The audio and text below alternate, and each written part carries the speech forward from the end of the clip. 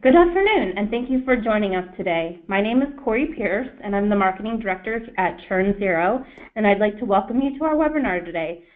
Our webinar is titled, How to Learn What Your Customers Aren't Telling You, How CSMs Can Discover and Share Deep Consumer Insights. Before we get started, I'd like to remind you that we are recording this session. A link to the recording will be available approximately 24 hours after the webinar. Throughout the presentation, you are welcome to submit your questions via the question and answer box, and our staff will try and answer them as we go. We will also address as many questions as we can during the Q&A portion of this webinar. Now, I'm pleased to introduce to you today's webinar presenter, Bob London. Bob is the founder and CEO of Chief Listening Officers, a B2B insights and strategy firm. Bob has helped hundreds of companies develop winning strategies by discovering what he calls their customers' elevator rant. Based on his work, Forbes magazine recently called Bob a B2B marketing Jedi. He's a 20-year B2B marketing expert and C-level advisor who has been a chief marketing officer with both public and private technology companies. And with that, I'd like to turn it over to you, Bob. Thank you. Appreciate it, Corey. Thank you. I would ask for a round of applause for Corey, but she can't hear you, and I can't hear you guys either. So thanks to Churn Zero for having this webinar on what I think is an important topic for CSMs and account managers. I won't bother introducing myself in any more detail than Corey did. You can look me up online if you're interested. But thank you for taking time to join today. So what I wanted to ask first, asking kind of, not literally, figuratively, does this look familiar, this word cloud? Now, I created this, it might look familiar because I created this word cloud by going to Indeed.com and copying about 20 job descriptions for CSMs and account managers and pasting them into this word cloud. So there are two things that struck me here. One is, okay, so I like to address things from my audience's perspective. So my intent was, oh, so these will all be words that are relevant to you. And maybe they were words that were the job descriptions when you applied for your jobs. Maybe these are words that come up in your goals and your priorities. And, these are the words look very familiar, hopefully. But the other thing that struck me that I wasn't really thinking about was there's a feeling you get when you look at a word cloud like that. So if you kind of take a step back from the, and look at a more pixelated view, if you will, what I got from this was there's a sense of, wow, you guys are in a really interesting spot because there's a potentially overwhelming sense of, wait a minute, we're in charge of understanding the product, supporting the product, we're in charge of driving business results, we're in charge of retention, churn. I'm just reading words off of this little word cloud here.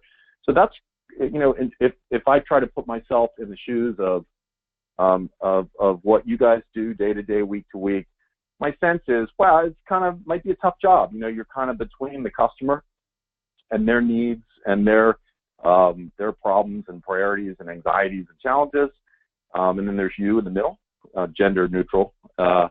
And then you've got the company. Now, hopefully that's not your boss acting like an angry bear, but the point here is that your company has built something and created something. Sales has gone out, marketing has gone out and done their job of creating awareness. Sales has sold it. And then the customer is expecting all these things, and there you are. So it's an interesting position to be in. So when I put myself in your shoes, I tried to empathize a little bit. But having said that, I'm personally fascinated by the emergence of the CSM role. And when I say CSM, let me just say it's CSMs, account managers, anybody who's responsible for the customer success and happiness post-sale. So what's fascinating to me is that when I look at your job title, customer success, what could possibly be more important to a company's success than customer success? Yet, my sense is, and from talking to lots of folks and doing some research, is that companies still act, even smaller companies that shouldn't have silos. People kind of are in their own silo in the sense that, hey, we sold it, you have to support it. Hey, we're supporting it, you have to go bill it. But the reality is that your role, customer success, really represents the thing that should unite or crush or kind of destroy all the silos, right? Because if we all looked straight up outside the silo, we'd all see the same thing, which would be the customer. So in an ideal world, the customer's needs and perspective would be the thing that unifies everything we do as a company. But that's just not how it is. So we have to take steps. And you guys, as I said, I think you're uniquely positioned to do that.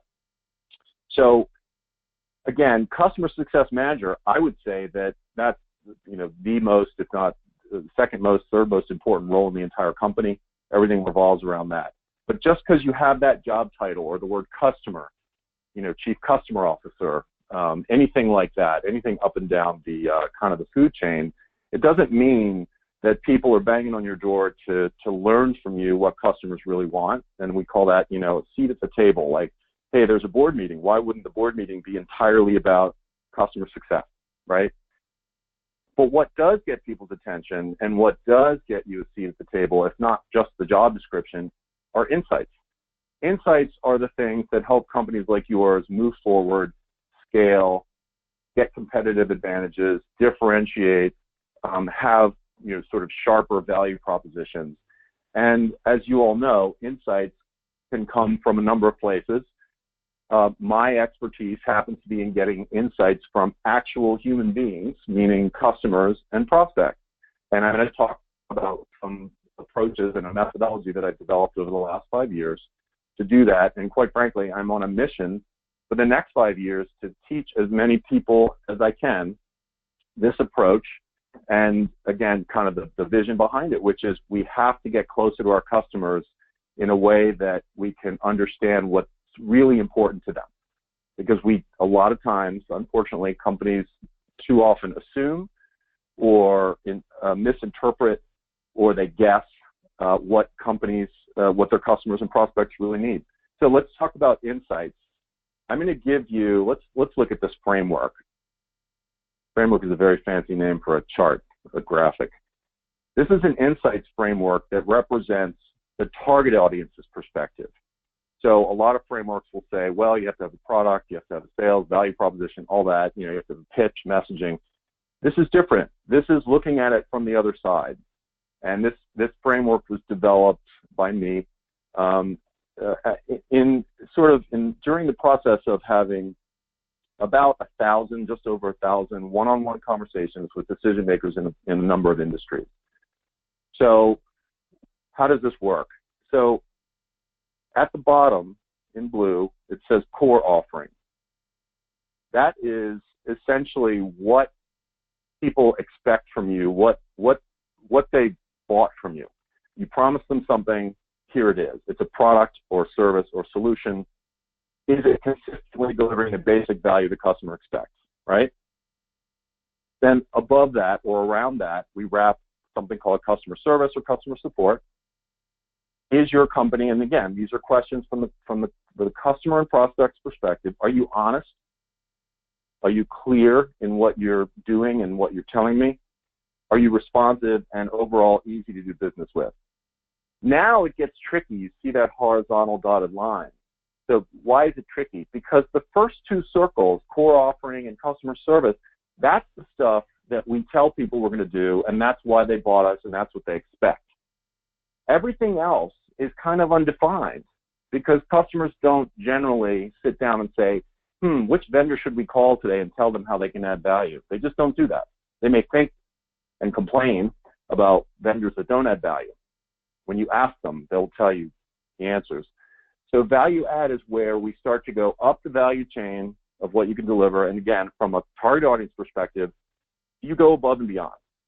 Now that could have a lot of different interpretations, but let's keep going. Are you giving clients insights that help them do their jobs better and make their lives easier?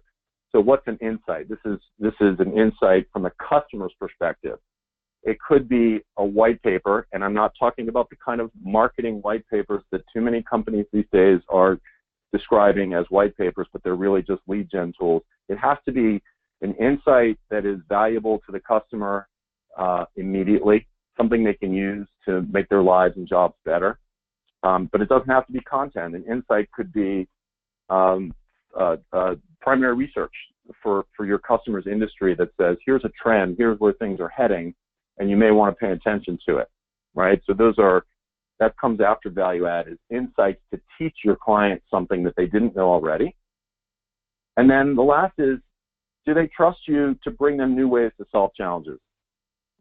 What does that mean? It means, let's say your company decides to launch another module to its software, and it has applicability to your current customers.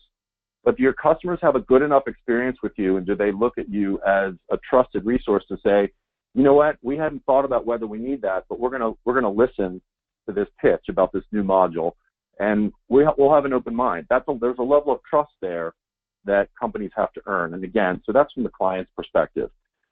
The main point here is that below that horizontal line, as I mentioned before, everything below that line is kind of like, okay, I would call them table stakes.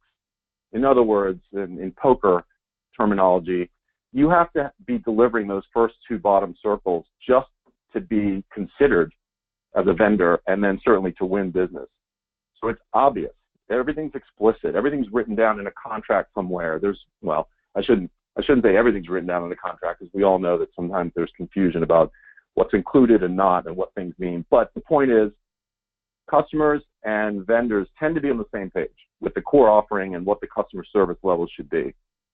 When you go above that line, that's where all the gold is in terms of insights.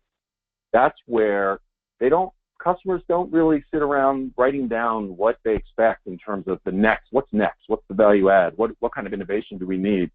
And these are the things that are available when you ask them though. They will talk about it. Or what kind of problems they have that in their business that maybe you can solve directly or indirectly.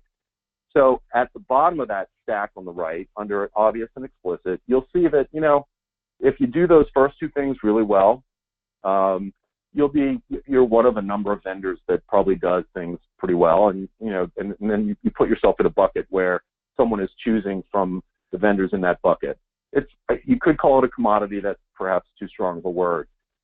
If you go to the top of that stack, though, once you start figuring out what does value added mean to the target audience, what do they consider insightful to help them do their jobs better, what do they consider innovation, those are the things that make companies scale faster, become more profitable.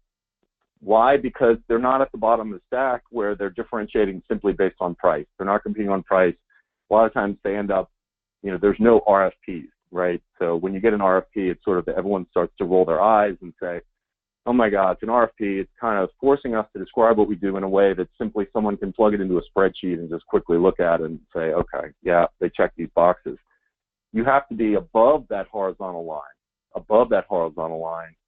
in the way you deliver products, services, features, and value and innovation, so that there's really no comparison. They say, well, we'd like to work with you guys, and quite honestly, we couldn't find any alternatives, so we appreciate you, putting yourselves out there in a way that makes you stand out. So if we go, now the term elevator rant has come up. Corey mentioned it, and it was in the invitation as well. What is an elevator rant? An elevator rant is the thing that customers and prospects bitch and moan about on the elevator when we're not around. Okay? Think about yourselves. You are most if not all of you are customers and buyers of something, maybe a business service, maybe a consumer thing. There's the stuff that we think and the stuff that matters to us that we don't think is worth sharing with the vendor or with the store that we bought something from. Those are elevator rants. Now, the elevator is it's kind of a proverbial expression. It's figurative. Sometimes it does happen literally on an elevator. You meet with a vendor, you and your colleague go off in the elevator afterwards in private, and you go, oh my God, can you believe they're still pushing that? Or can you believe that they did all the talking? Or can you believe that they're still stuck in this old way of doing things or whatever? Those are elevator rants. And my research and my work on behalf of a lot of companies has revealed that there are significant things that customers and prospects aren't asked, so they don't share, but when revealed, can provide tremendous value to us as suppliers and vendors. So that's the gist of it, and that's where we're going to focus, is kind of that top part where the box is, the rectangle. Now, I want to make the point that below that dotted line where it says obvious explicit, I'm aware that maybe 80, 90% of your job falls below that line, day to day. What's our core offering supposed to do? Is it delivering? What's our customer support like? Are we being clear and responsive? I understand that. But where the differentiation and value occurs is what I'd like to emphasize. So the process I'm going to talk to you about does weigh heavily on that top rectangle, but it also applies to the pieces below. So how do we get insights from customers and prospects that they don't even think are insights? They don't even know what that it could be valuable. They don't even know. They're not asking us. So how do we get in there? How do we get into their brains a little bit? The answer is something that is so contrary to a lot of what you read today in terms of chatbots, artificial intelligence, big data, sort of all of the technology-based, non-human ways of collecting lots of information in a way that could be accurate, but it doesn't really give us maybe the nuance or insights that we need. So this approach is what I call the curiosity call. Again, this is the opposite. This is just the most simple human-to-human interaction you can possibly imagine. And having done this 1,000 times, and having coached many, many CEOs and other executives and other folks on how to make these curiosity calls and how to get insights, I can tell you that the interesting thing is, and one of the questions I get is, well, why would a customer get on the phone with me in the first place?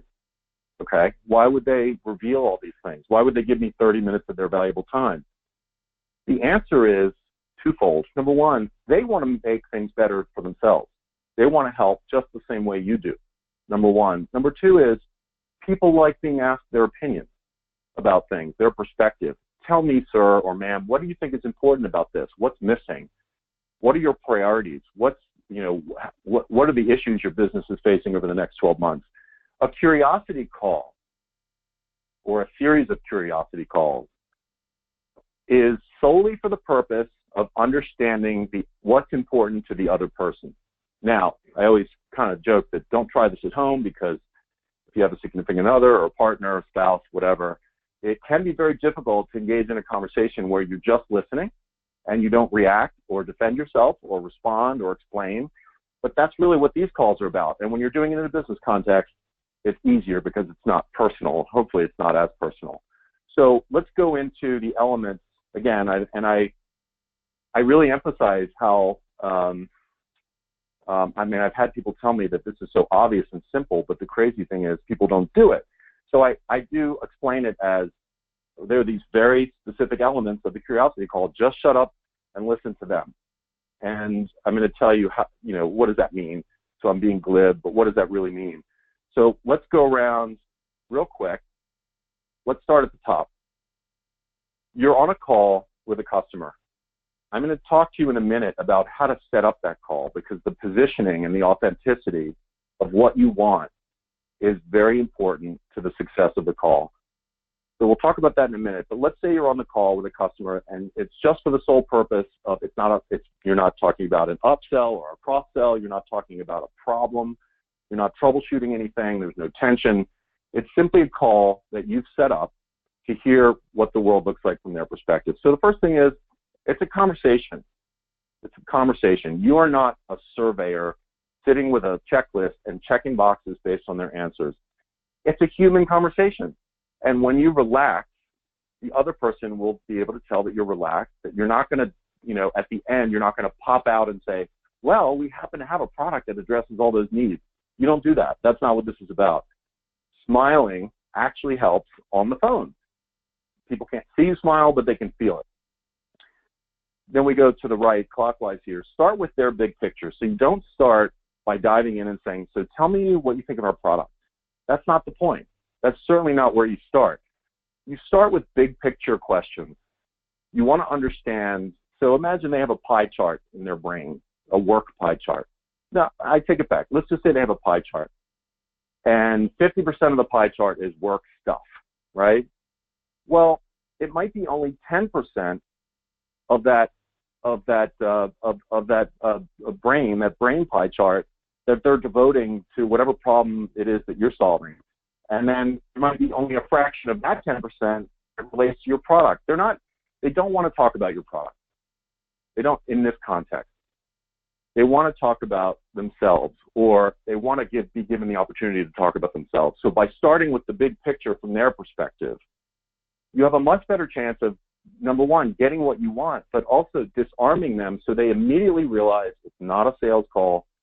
It's not your typical kind of customer check-in call. Next, be human and authentic. The authenticity of this process is so important.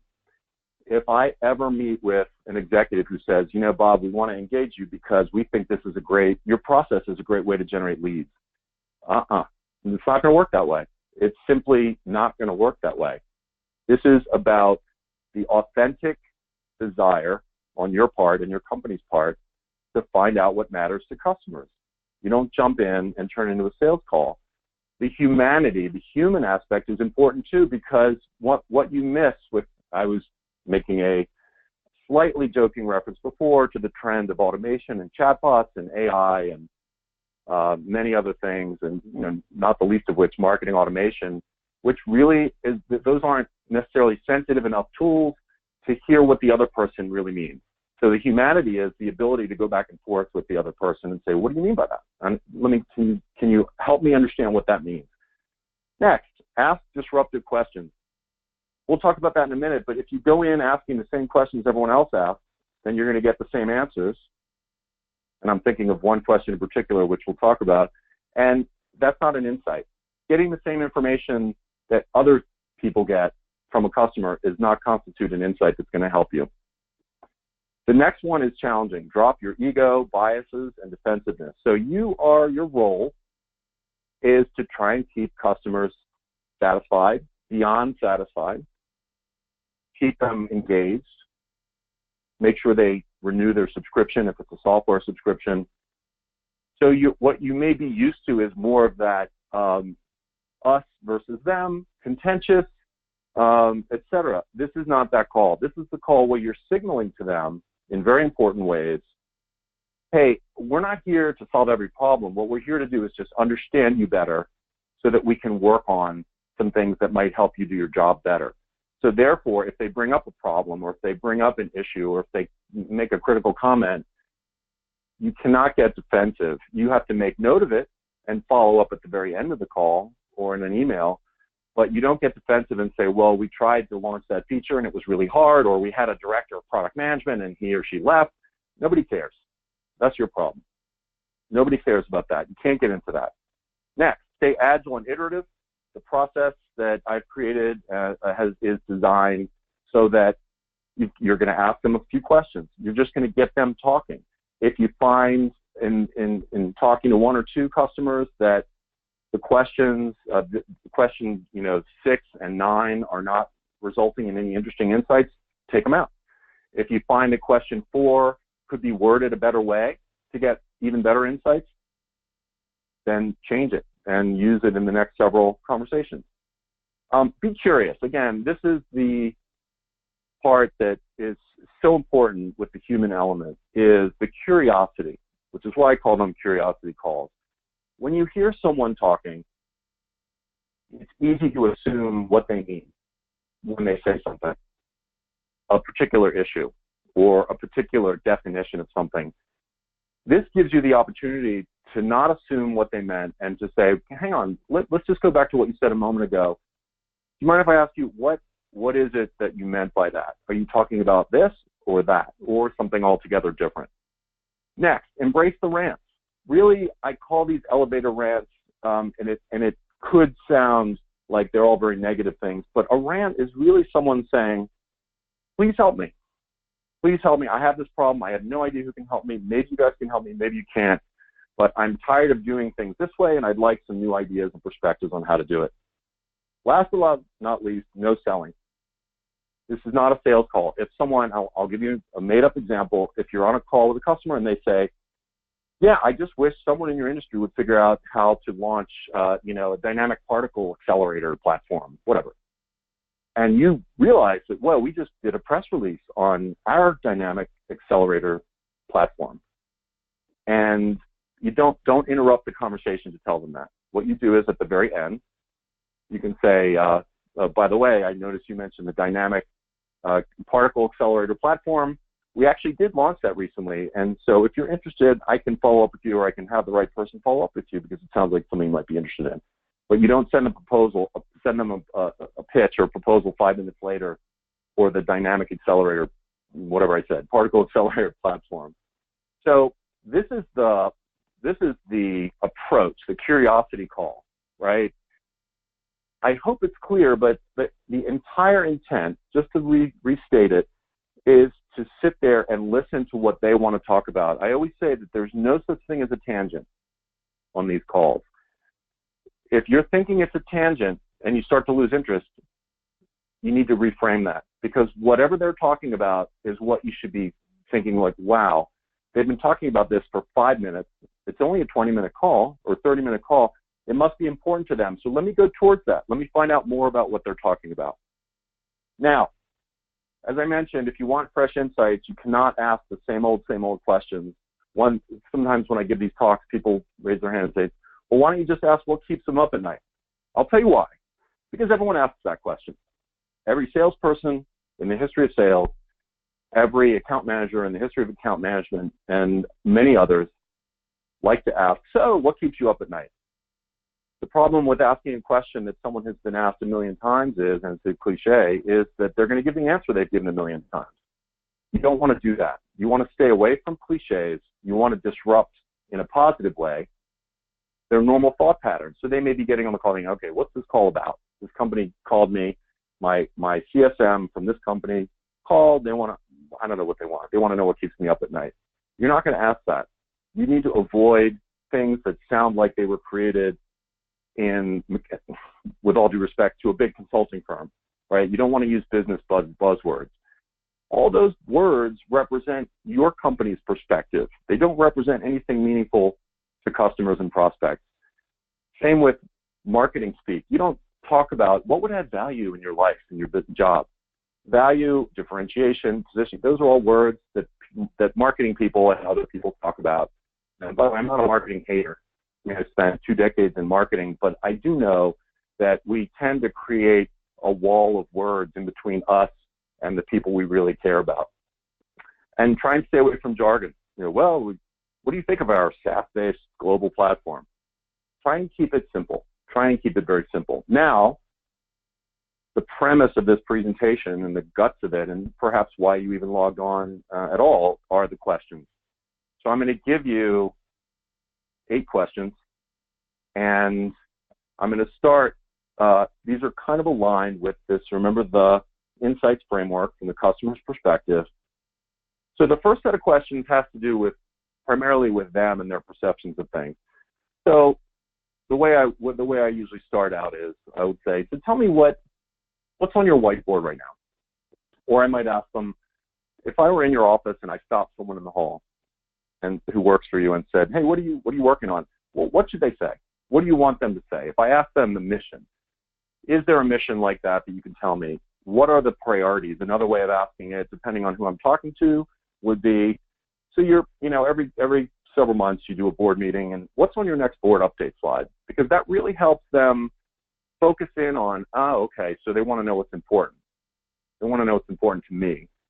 Now, I have never once in over 1,000 calls had someone say, I can't divulge that, I'm not telling you.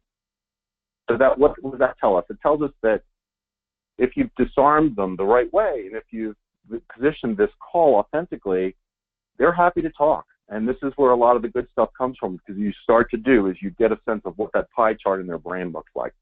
Next question. Okay, I got it. I got what your priorities are. What do you and your team need to get better at? What are you trying to get better at in the next, let's say, 12 months or 24 months? Sometimes they'll say business development. Well, okay, but that's a function. What are you trying to get better at more specifically? Well, we need leads.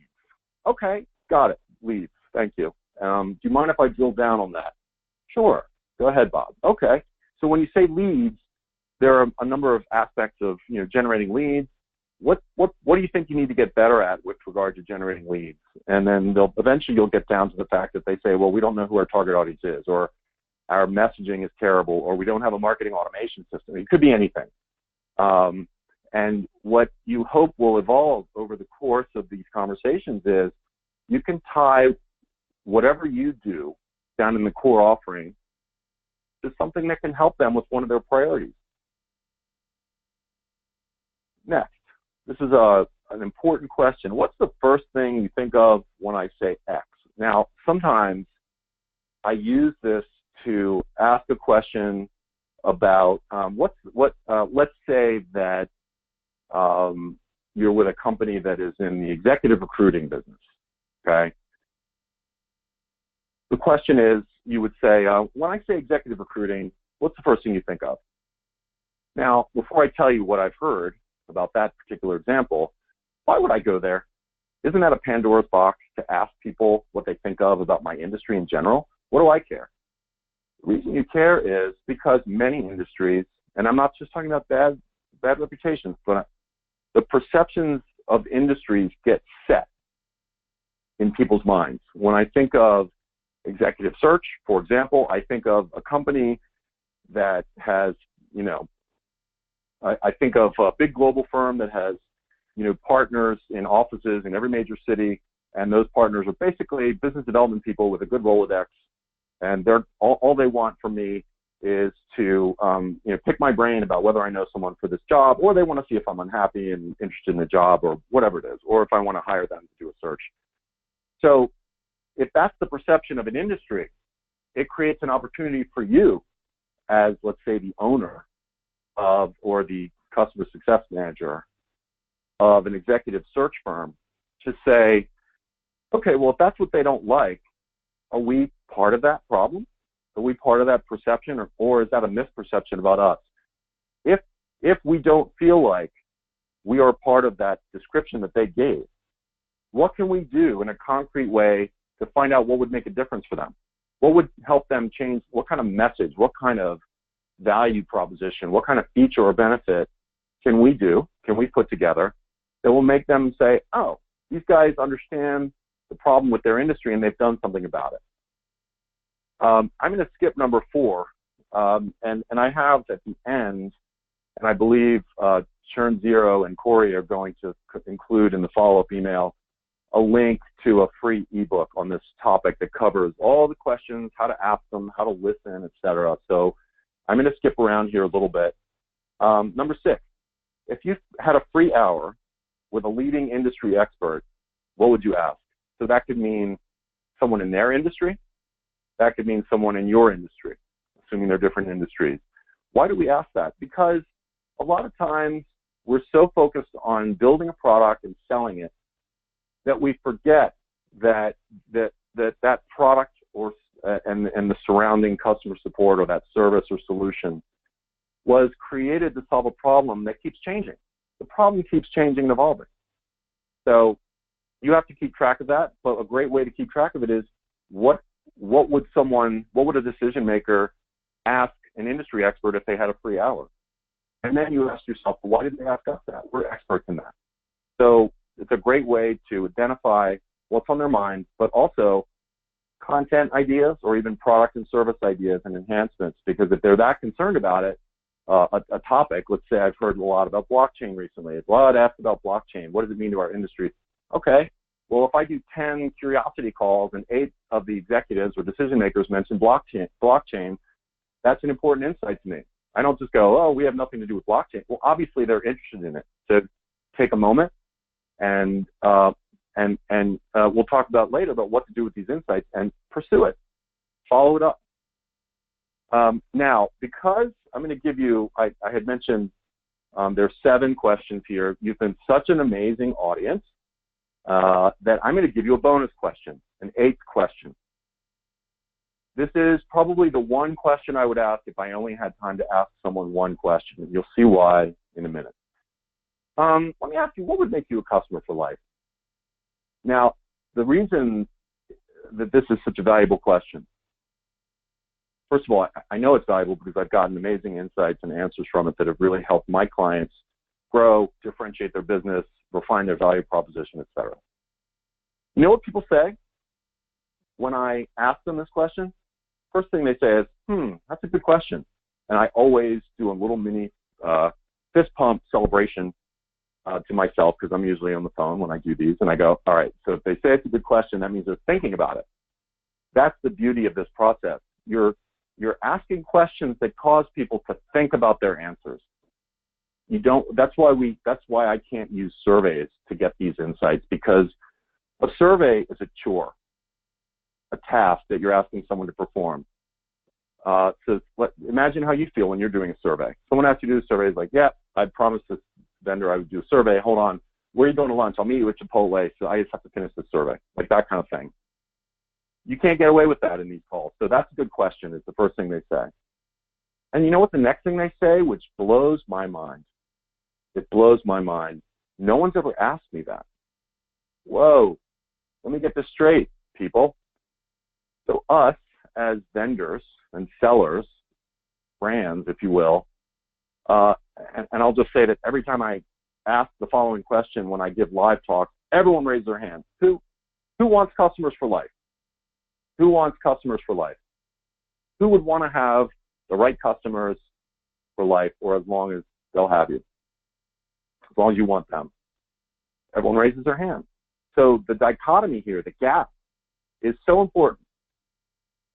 We're not asking, we would all like customers for life, but we're not asking customers and prospects what that looks like from their perspective. Because when you ask the question, they start thinking, well, what am I missing? If I raise my expectations, what would I want from this particular experience? What problem would I want to be solved? And they start listing things, and they start talking. And, by the way, the reason, again, this sort of the human iterative part of these conversations, what would make you a customer for life? If the person hesitates and it gets uncomfortable, like maybe 10 seconds, I'll say, look, I'm just saying figuratively or literally, right? So we're not literally trying to capture you as a customer for life, but figuratively speaking, what would make you feel like, you know what, I'll never have to look for another solution in this area again? So again, that's the most powerful question of them all. So in the ebook, in one of the slides that, you'll get a copy of, has the email invitation or a template that you can use to invite people to participate in these calls. Again, they're one-on-one phone calls. You can do 1, 2, 3, 20. The more you do, the better chance you have of capturing great insights. But this is where the positioning and the authenticity comes in. It's not like other emails they get, okay? The subject, and you can hear it's conversational right from the get-go. Hey, a quick favor if you can. You're so-and-so, I hope this note finds you well. I'm just touching base to see how things are going, and also I wanted to see if you could participate in a really brief research project we're undertaking. So right there, you're lowering the bar of doesn't sound like a big deal. And then you continue, as background, things are going very well here at Turn Zero, let's say. To make sure we continue on that path, we want to make sure we're completely aligned with what our customers think, and that means talking to real world human beings like you. So it's a very straightforward. Then you ask, you have the ask, would you be able to have a 20 or 30-minute call with me or whoever you're designating? And then you give them a link to a scheduling tool. I use TimeTrade, but some people use Calendly, and there are other tools and features. Some are standalone, some are part of Outlook, that allow people to see your schedule anonymously and pick a time slot that works for them. You make it, again, you're lowering the bar, making it really, really easy for them to do it. If you have any questions, let me know. Feel free to use this template. Again, I'm on this 5-year mission to help companies be as relevant as they can to their target audience, and part of that is giving away the questions, giving away the email template. I'm not trying to make those proprietary things. I'm trying to make them helpful, and the more people that have them, the more people that can be helped. There's a long list of the kind of insights that you can get, and I'm going to talk about some specifics in a minute, but a lot of these are on the marketing side of the business. So in other words, companies that I've worked with, because of my marketing background, a lot of times they start with, well, people don't get our value proposition, or, our customers love us, but we can't seem to articulate what we do in a compelling way to people who don't know us. Or we hired this company to do outsourced lead gen or appointment setting for our sales team, cold calling, and we can't seem to get it right of what is going to make people. Or we don't understand the buyer's journey, what occurs before someone contacts us. So as we all know, in many industries now, upwards of 60% of the decision is already made by the time someone reaches out to you as a vendor. So what happens before that? And then in other cases, there are surprises that come up. So the fourth from the bottom, new use cases on the right side, fourth from the bottom, new use cases. Well, we didn't even know people were using our product to solve this problem. And that gives us ideas for a new target audience to go after. Goodwill. What is goodwill? I've lost track of the number of times that the calls have ended as follows. And I always ask at the end, hey, is there anything I didn't ask about that I should have, or anything you want to add? Well, I lost track of the number of people that said, Bob, thank you. Well, what for? Just thanks for doing this, because not enough vendors do this. Not enough companies care enough to just set up time to hear what I think is important. Let that be a lesson, and I'm now going back into my voice, not the customer voice. Let that be a lesson to all of us, that if we assume we know what customers need and prospects, if we go ahead and talk about ourselves in a way that was cooked up in a conference room with a bunch of internal people brainstorming, okay, you're putting yourself at risk of not factoring the voice of the customer into more aspects of your business, but the goodwill aspect of it, right? And a lot of times when they say that, I'll say, you know what, you've been very helpful, and I was just wondering if I could ask you, you've told a very compelling story here. Would it be possible to interview you for our blog post, for a blog? Or would it be okay to write this up as a case study, because you've said some very positive things? And more often than not, 90+%, yes, no problem, sounds good. All right, so we're going to talk about what now. Let's say you make your calls, you make a few calls, and you go, wow, there is just some incredibly compelling themes here. There's one in particular that I just think is a real opportunity. And by the way, you are a credible source to say that, because you deal with customers all the time. And you know when a number of people have said something about this area and they wish they could solve their problem better, and you think that your company has a way to solve it. So that insight or elevator rant, if you will, is going to fall into a category, right? Could be marketing, could be sales, could be product development, could be customer support, could be finance. What if they start saying, well, you know what, the bills, I've had this happen with some of my clients. You know what, we get the bill and it's just, it's just one number, like $287 or $287,000 in a month. That doesn't give us any insight. Where's all the detail? We need to analyze what's going on with the bill. We're not questioning the bill. So that's an example. So any silo, pick a silo. Go decide which is the most relevant insight to the entire company, and go to the department head. Go to the department head of that function and say, I just want to let you know that, as you know, or maybe not, we've been going through this exercise of these curiosity calls cooked up by this genius, Bob London. I'm just kidding. You don't have to mention me. And, we asked a lot of open-ended questions. And one other thing that kept coming up was about the billing detail. Now, in a perfect world, in an ideal world, I'll say, not perfect, that whoever you're talking to will say, you know what, we were wondering about that, if that was an issue. And, we can't really do anything about it now, but we're doing a new release of our billing system, whatever. And we'd like to factor that in. And let's put it on the priority list. They also might say, we had no idea that was an issue. And it's not a hard thing to fix. By the way, that's known as the low-hanging fruit. And we can fix that, in about a week. And then you go, oh, that's great. And I think our customers will be very happy to hear it. And then when it gets fixed, you announce it to customers. Say, by the way, we've listened, we've heard you, and we've added this billing detail, which a lot of you have said would be helpful. Now, I'm oversimplifying it, right? That gets into probably a product management or product development discussion, and maybe IT, because of how it gets done. But once you've identified the champion, who internally does it benefit to hear this insight? And then work together on decide how to prioritize it, and act on it. Once you get a little bit of a groundswell, a little bonfire, like, wow, this is a good idea, and it came from our customers, which after all is what we're supposed to be listening to, then you've got a little bonfire and you take it to the next person and say, hey, hey, Mr. or Ms. Product Development Chief or Product Management Chief, the finance guy and I are here to talk to you about this thing that came up, and it's billing, and finance guy doesn't think it's hard to do. So you get the idea. You get the idea. Here's what I think, though. So the get a champion approach, I think, is extremely worthwhile, because you're not trying to present to a team, and everyone in the team on different, representing different functions, has their own problems, their own attitudes, their own perceptions, their own biases, their own workload, and they hear you and they go, I don't think that's a good idea. And you don't want to subject yourself to that, because what you're doing is you want to start with the audience that appreciates.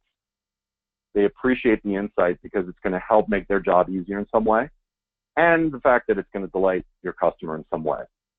So you don't want to get into debates. You want to be able to say, here's what I learned, here's what I think it means, here's what we might do, etc. Having said all that, I do think that you should think of it like you're presenting to the board of directors. So whoever you report to should see a slide that looks like this and say, look, we're in the middle of this process of listening to customers, these curiosity calls, or we finished the process. Here's what we've learned. And I wrote some language here because I've done a lot of these reports, and there's certain buckets that things fall into. So I'll just give you an example here on the right. The first one, overall, customers believe we are or aren't delivering on our core promises. Areas of note are X, Y, and Z. So again, that would be in that bottom center blue circle. In particular, customers want and even expect us to educate them or do more hand-holding on X. What does that mean? Well, we've all probably seen or heard situations where software is built, software gets shipped, the product is delivered, it's sold, explained, and everything, and the customer sits on it, doesn't know what to do next. They bought it. They still don't know what to do with it. And maybe it's too complex or it's not obvious enough. That happens a lot. And if you turn a blind eye toward it, when it comes to the next renewal, there's no way they're going to renew. Or they'll say, they'll choose that time to reveal the fact that they haven't used the software, or they expected you to deal with it. So those are kind of in the core service support areas. So that's just one example. But then you get into the specific, like back to the idea of going and partnering with a champion. You go talk to the head of product development, or a peer, someone who's your peer on the product team, a champion, a potential champion, someone in marketing communications, someone on the product team, product management and marketing, and then marketing and sales, which is an area, of course, sales and marketing, but in particular sales, especially if you're in a company that's in a fairly early stage, you're figuring out how to sell. The company is supposed to be enabling sales teams, sales leadership, to figure out what is going to make the difference to a prospect, right? Well, you'd say, well, I'm customer success management. I deal with people once they've joined. Okay, take a bigger view of it. Are you learning things in your curiosity calls that you think have relevance to the sales organization? Hey, find out that everyone we're talking to is mentioning X or Y, or they're really sick of vendors that don't do X or Y. And there's a positioning there that can help. So let me go through, so now let me just quickly go back through the insights framework that I gave you, and I'm just going to give you some quick examples of things that have actually happened, real improvements in insight from these insights. So let me go back one. So let me start in the lower left. So that the product is wrong. Okay, the core offering isn't working. Our platform, the platform is too. So from a customer perspective, the platform is too broad, doesn't solve the main problem that we and other enterprises have today. So that's an existential but actionable piece of feedback. Going up the left side, and this is the executive search firm I mentioned before, that we can't just tell people we compete against the global, big four consulting, executive search consulting firms. We can't just say that smaller is better. We have to prove why that's valuable. We have to show why that's valuable and meaningful to them. We shouldn't just try and sound like the big guys. So I'm going to let you guys digest this offline. because I don't want to get into too much detail when it's something you can read later.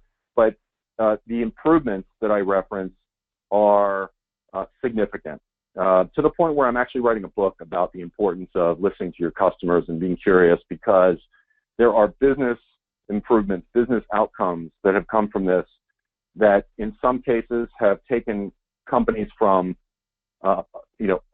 in trouble to the Inc. 5000 list. So that's kind of a turnaround. Companies that have decided, well, we want to rebrand ourselves, but we don't want to do it without the customer's perspective. Improvements in client satisfaction and reductions in churn. So take a look at this. There's a lot more information at chieflisteningofficers.com with case studies, et cetera. And so I'm going to wrap up in a moment here. I wanted to mention again, and feel free to do a screenshot, that this, what I call the Customer Rediscovery Playbook. It's a very quick read. It's, I think, 11 pages. It's got questions. It's got listening tips. It's got a lot of information that you can use to go out and do some curiosity calls. Some people call it a listening tour. But don't let your customers or prospects, don't let it go much farther without showing them that you care what's important to them. And I promise you that it will be a worthwhile exercise, and it will provide value to you as a CSM or an account manager, but also to other parts of the organization. So I really appreciate everyone's time. The number of you that showed up shows that this is hopefully an important topic, and I'd love to see more companies reaching out to their customers and prospects with this sort of no agenda curiosity thing. So thank you very much. I hope you download the white paper and get some use out of it. Great. Thank you so much, Bob. That was some really great content. We have a few minutes that I'd like to cover some questions. So if you have a question, please go ahead and, the audience, please go ahead and submit them in the question and answer box, and we'll try and get to as many as we can in the next few minutes here. Let's see. Our first question is around the curiosity call that you were talking about. Have you found that you get better information from happy or unhappy customers from those calls? So I've gotten a lot of questions. That's a really good one.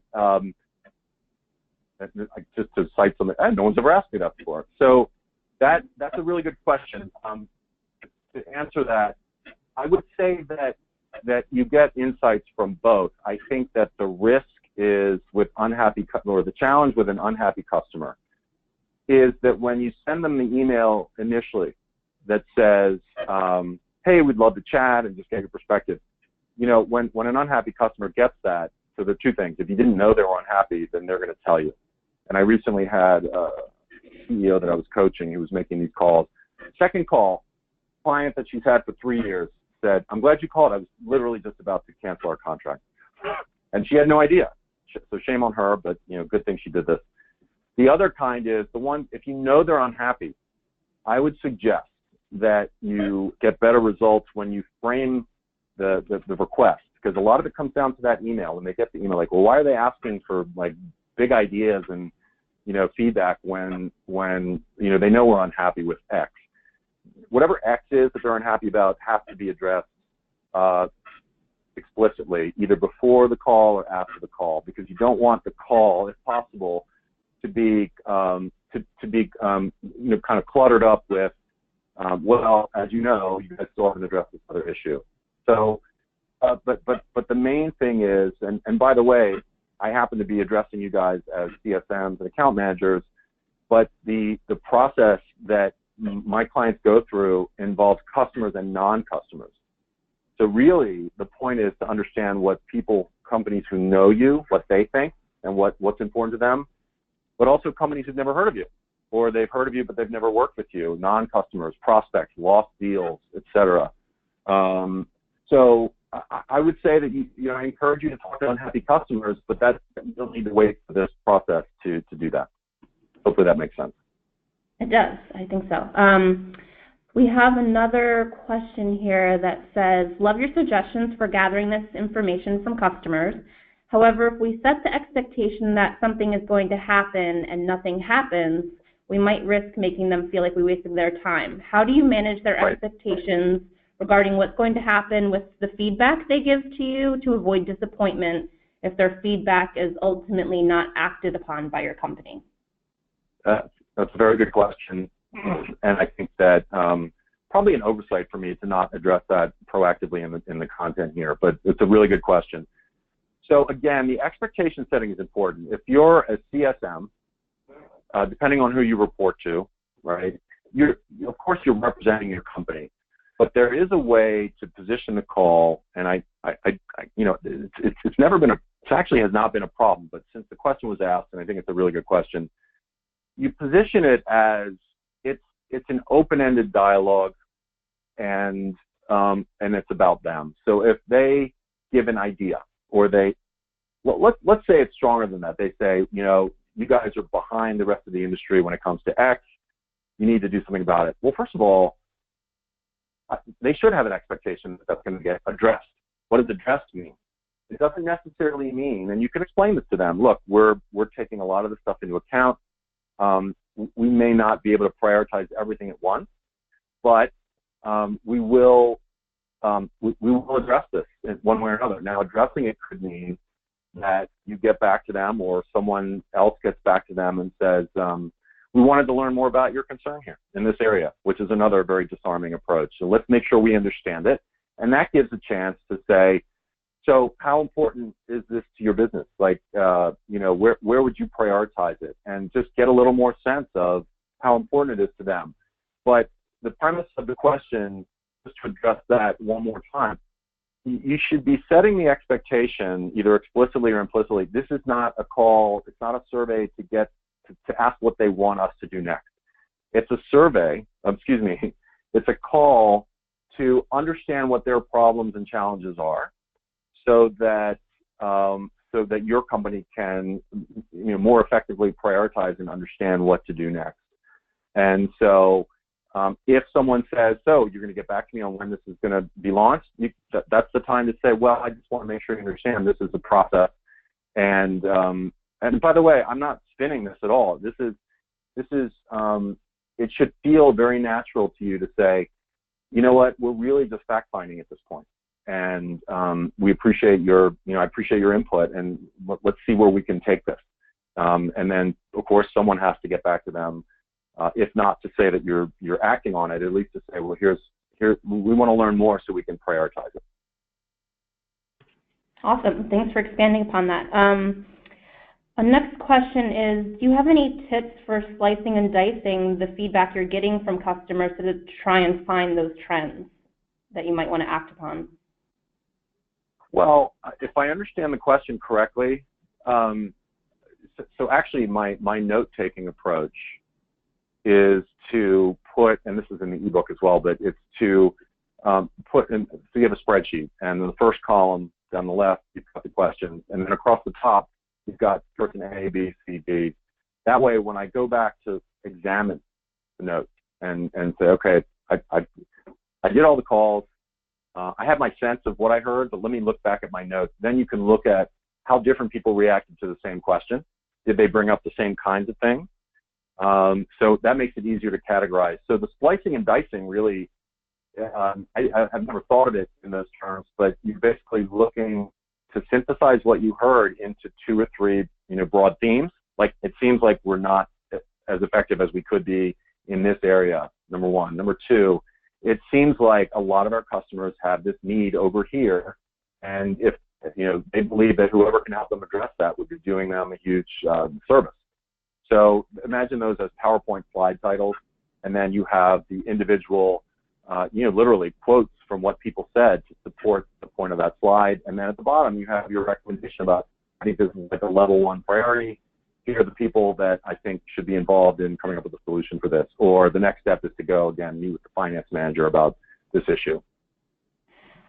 Great. I think that brings us to the end of the Q&A portion since we're at the top of the hour. Thank you so much, Bob. This was really great. I just wanted to remind each of you that we did a recording of today's webinar, and we'll be sending that email out tomorrow with a link to the recording and also a link to Bob's ebook on the customer rediscovery playbook. Also, at the end of this webinar, a survey will pop up, and we'd appreciate it if you could just take a moment to provide your feedback. And thank you again, everyone, for joining us, and have a great rest of your day. Bye, everybody.